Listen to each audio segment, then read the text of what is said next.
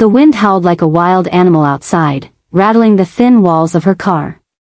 Rain pounded the roof so hard it felt like the sky itself was falling.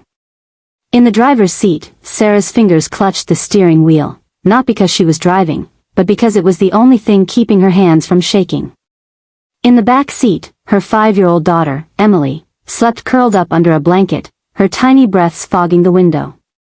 Sarah wasn't sure if the storm outside or the storm in her life was worse.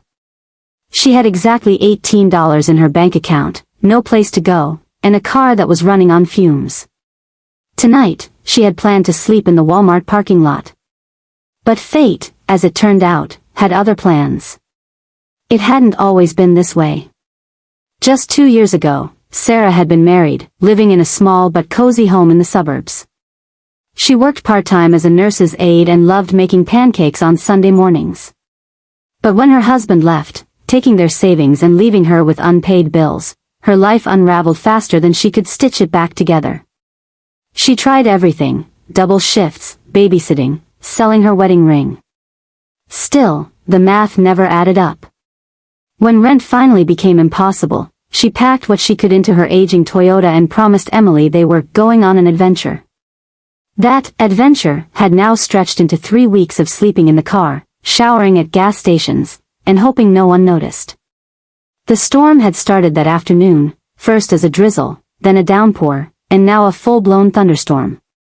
With every flash of lightning, Sarah felt more trapped.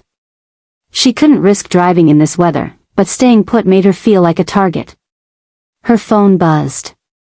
A message from her former landlord. "If you don't come get the rest of your stuff by tomorrow, it's going in the trash." Sarah stared at the screen. There wasn't much left to lose, but the reminder still stung.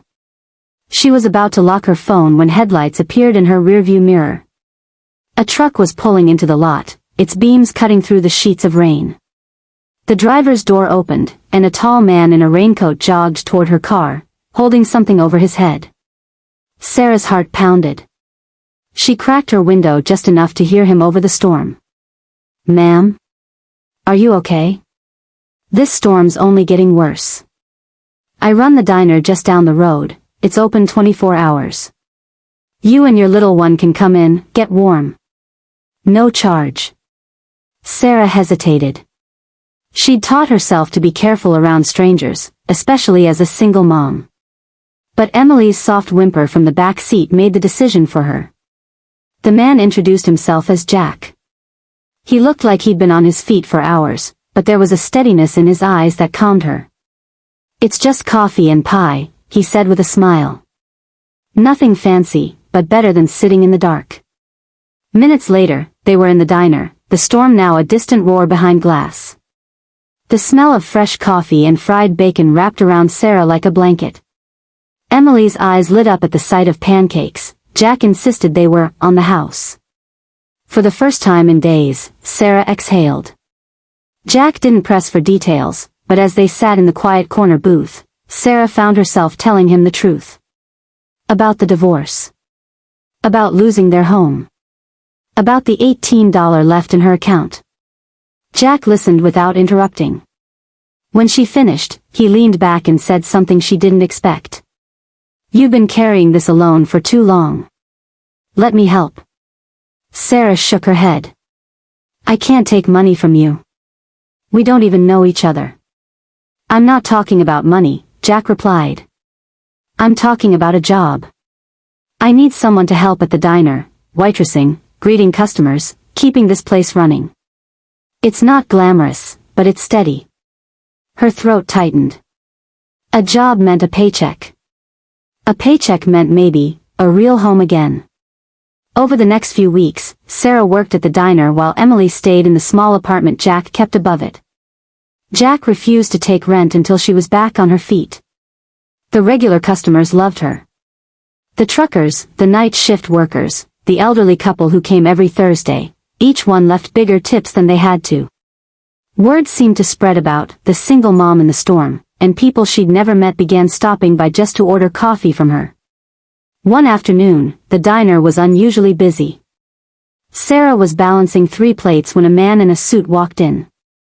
He ordered coffee, then asked quietly, "You Sarah Miller?" She nodded, uncertain. He slid a business card across the counter. "I'm from Stetson Medical. We heard about you from one of our patients, said you stayed late at the clinic years ago to sit with her when no one else did. We could use someone with your heart. Full benefits, childcare assistance. Interested?" Sarah's knees nearly gave out. That night, after Emily fell asleep upstairs, Sarah went down to the empty diner. Jack was wiping the counter.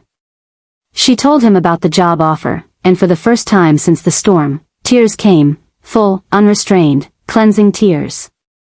"I don't know how to thank you," she whispered. "You already have," Jack said. "You reminded me why I opened this place. Not just for the food. For the people who need a little light when the world feels dark." 3 months later, Sarah had a steady job, a small apartment, and more than $18 in her account. On stormy nights, she made a point to watch the road outside her window, just in case she spotted someone sitting in their car, wondering if anyone cared. Because she knew the truth now, sometimes, it only takes one person to change the entire course of your life. And sometimes, the greatest rescue doesn't come from a superhero, but from a stranger with a warm smile and an open door. Kindness is the bridge between where we are and where we dream to be. And on the darkest nights, it can be the only light that guides us home.